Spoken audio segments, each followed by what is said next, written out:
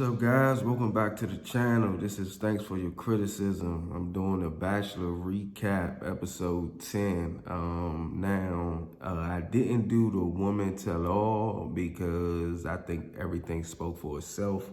I really ain't had to, really say anything. Everything was said. I ain't really want to go into it, so I didn't do the recap. But I did do Fantasy Suite, and this episode was crazy, y'all. Like, crazy. To the point where I was saying a couple of things like, do I want to keep watching this? And yes, I do want to keep watching this. So that what was going on in my head. But let's get into the recap, y'all. The recap is basically, well, it starts off with Michelle, and that was in itself was a good thing. And I just say this, my thoughts on that is Matt said it. He said it towards the end of the date and everything like that. He said it just works. And that's the normalest thing anybody. Waking up next to Michelle this morning, it's not hard to see life with her. It just works. Which most relationships are normal. I mean, they in the public eye and everything like that. But when they go home and it's just them two, it's just normal people doing normal things, normal relationships, same as everybody else. Nothing different. They're going to go through hard times, they're going to go through good times, they're going to go through a whole lot of different things.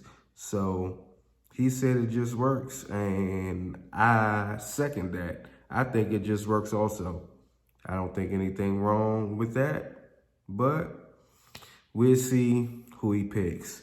But the episode starts off with the girls talking and everything like that, and then Chris Harrison comes in. Hold up, let me stop real quick. Hold up.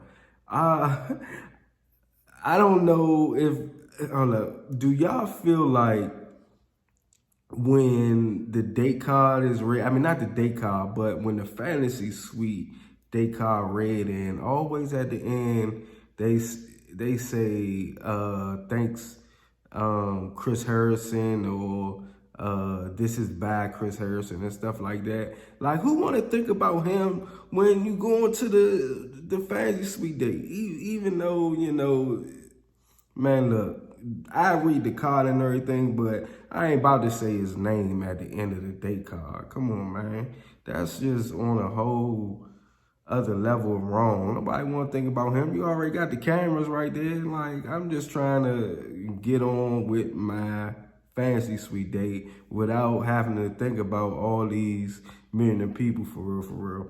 But anyway, the date start off with, well, not the date, but Chris Harrison get the date card, and Michelle is first up for the D. I mean, the date card.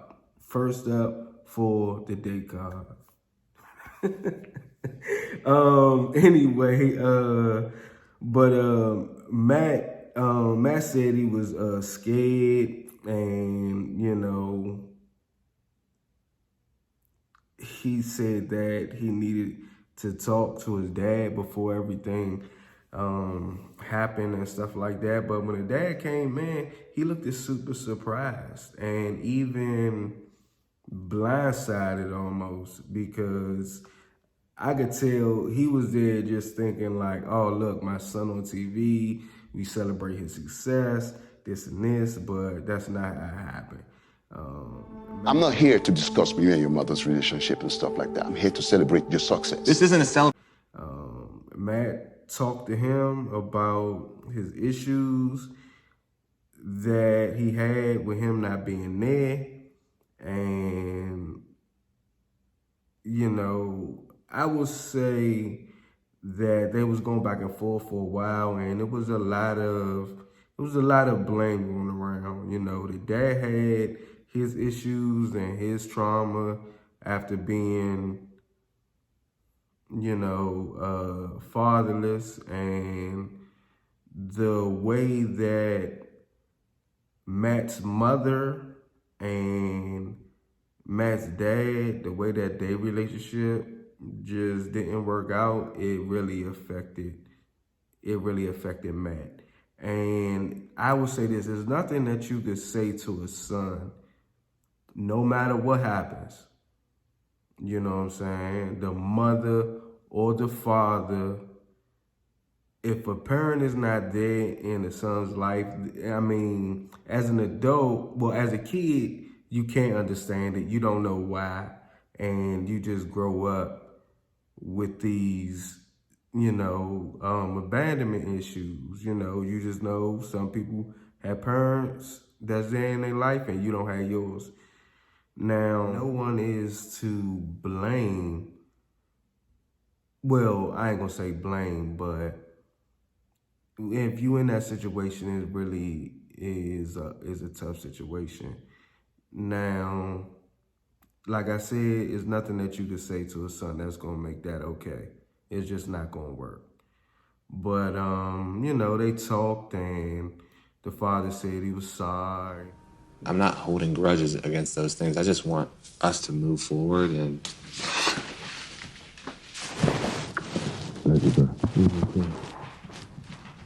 and everything like that. But I will say this, it is up to the mother and the father to make sure that that son has both parents in his life. Okay? It's not just the dad. I heard that a lot. I saw that heavy in this episode. And just going and blaming the dad and stuff like that is not cool. You know what I'm saying? Because it's both parents. Everybody knows that issues like this is tough, but it's on both parents. And clearly what I seen, the mother and father didn't do the best, trying to keep each other in their kids' lives and stuff like that. It seemed like it didn't go well for Matt. But anyway, Michelle went on a date and everything like that, and they went on this woodsy bear attraction date, and from the clips it looked as sexy and stuff like that, but obviously doing it pouring milk and oil and stuff, obviously it wasn't too much sexy. The whole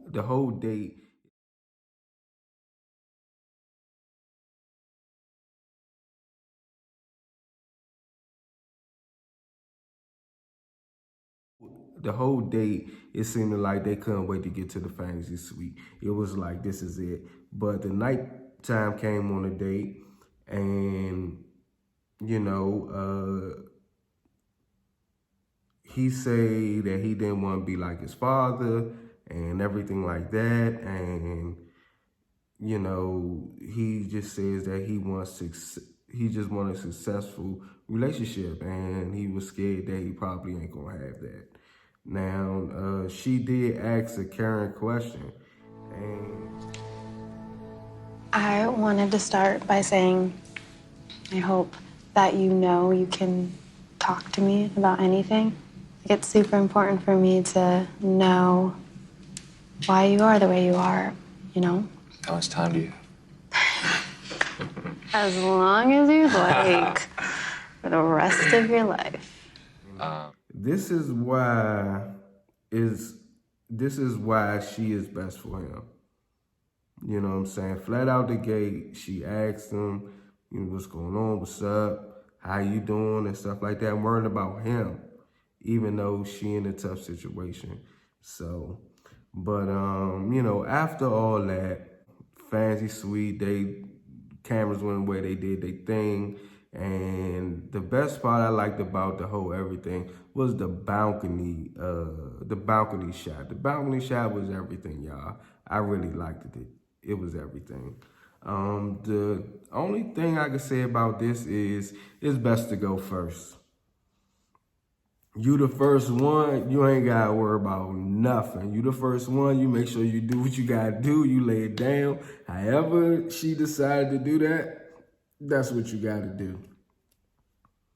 Now they flash back to Rachel, and Rachel keep talking to Bree about the situation and everything. And honestly, Bree ain't trying to hear it. Like, Rachel just keep talking about it, and Bree ain't trying to hear none of it. Michelle come back, and she talked to the girls, and as she was talking to them, she could tell that they was down, and she was happy and she was excited. But it seemed like she tried to hide her happiness a little bit. You know what I'm saying? And that's unfortunate, but I'm sure these girls are her friends and stuff like that. So that's what they had to do. Bree time to go on a date, and overall thing, what I got from that date was she was second and she made the best of it. You know what I'm saying? Like, to end and beginning. That's the overall thing that I got from her date. But it looks like on the date everything started off wrong. That's what it looks like. But she just rolls with it. You know what I'm saying? She don't she don't complain. She just rolls with the punches. They having fun and stuff like that. And I'm saying to myself, like, oh, this good. You know what I'm saying? And then you can start seeing the chemistry and everything. It seemed like they got together, the fun and stuff. Did it. Thanks for helping me pitch the tent. You're welcome. I honestly wouldn't have been able to get it up. The tent?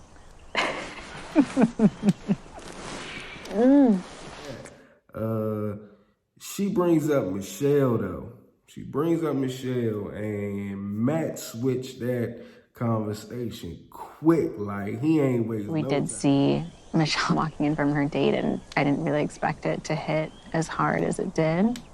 But it did. And I think that's just because I care, and there are really strong feelings involved, and it's getting harder to compartmentalize because there's a lot of things that are not in my control whatsoever. I mean, if it were up to me, I would see you every day.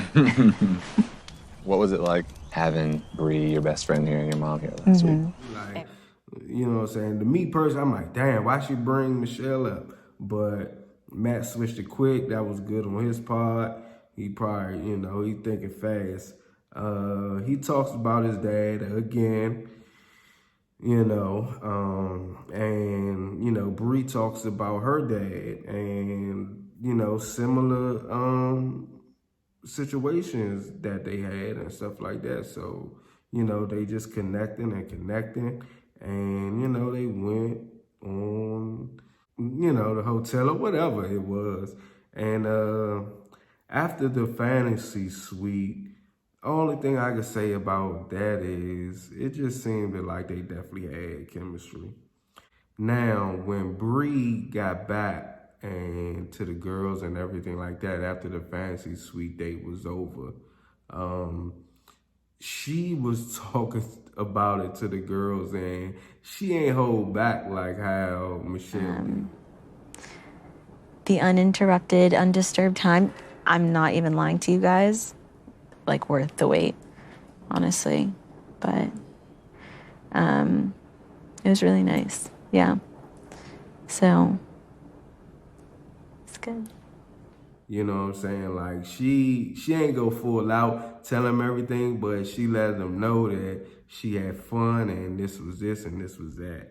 And Rachel basically is tripping, straight up tripping, like just, just tripping, crying and everything like that.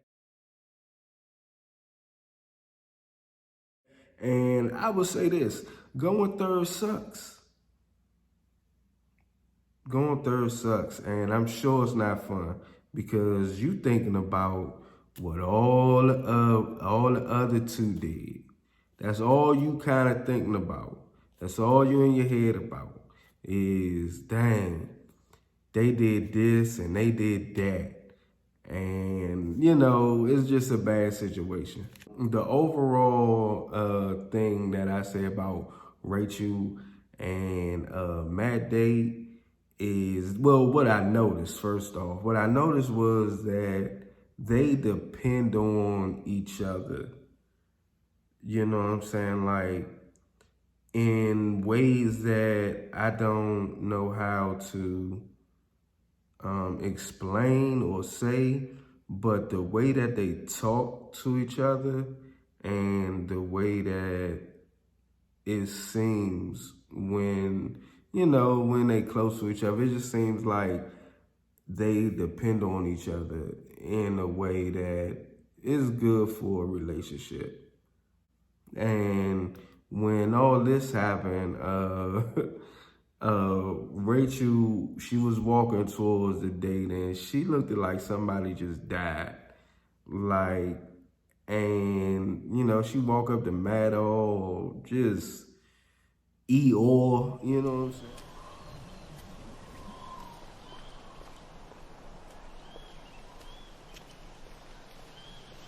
Just not into it and stuff like that.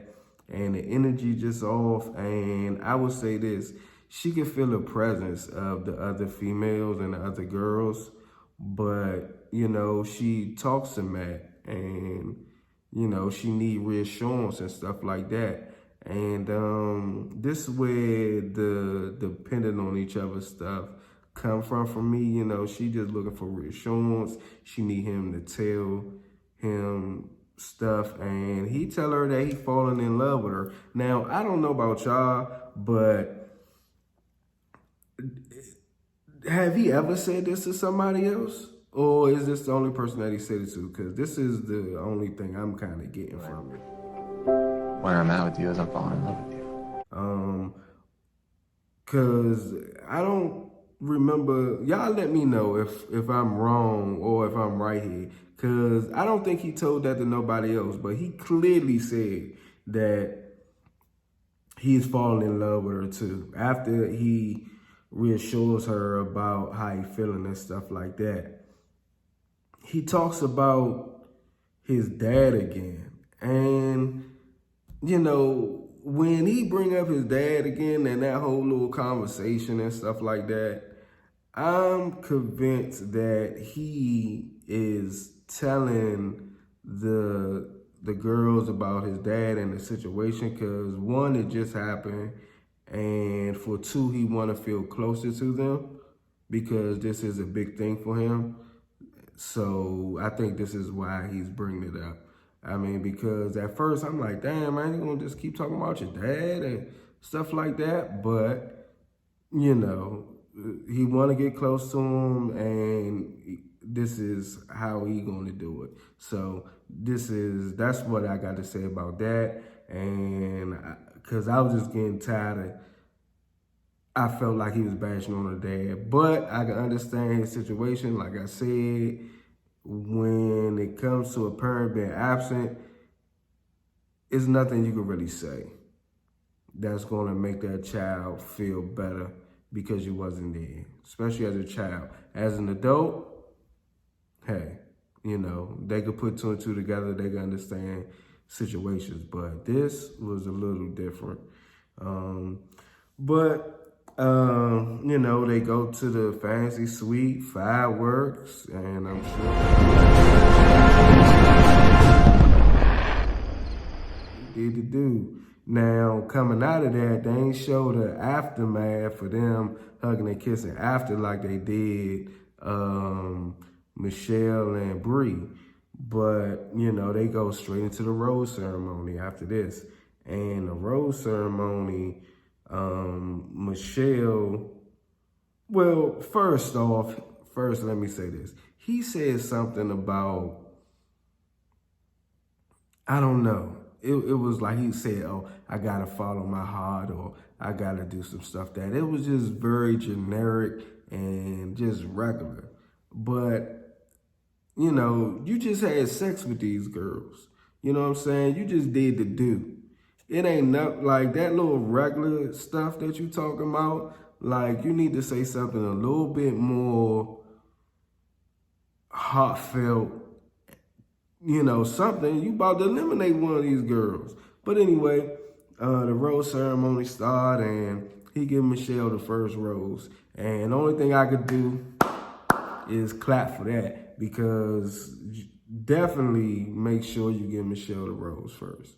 So he gave Michelle the rose first, and then, you know, stuff get real. And he wound up giving Rachel the second rose. And you know what that means. That means Bree went home. Now, Bree went home. Well, Bree, she ain't get the rose. And Matt walked her out. And they talk and everything like that. And he said some stuff. And I say this.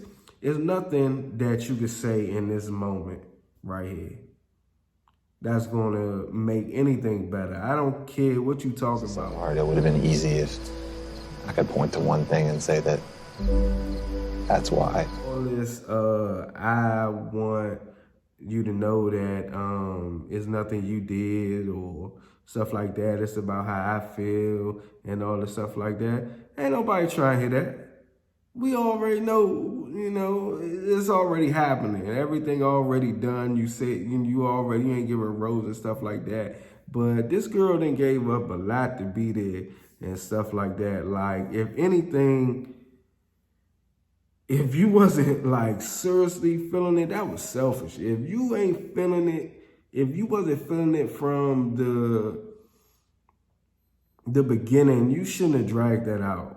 You should have kind of did something different, or talk to her or be like, look, I like you. I don't want you to quit your job or do whatever do whatever you're doing. Just, go home, get yourself situated. But that right there, that kind of threw me off. But she went home, and I'm feeling a little, I don't know where his head at. But I would say this.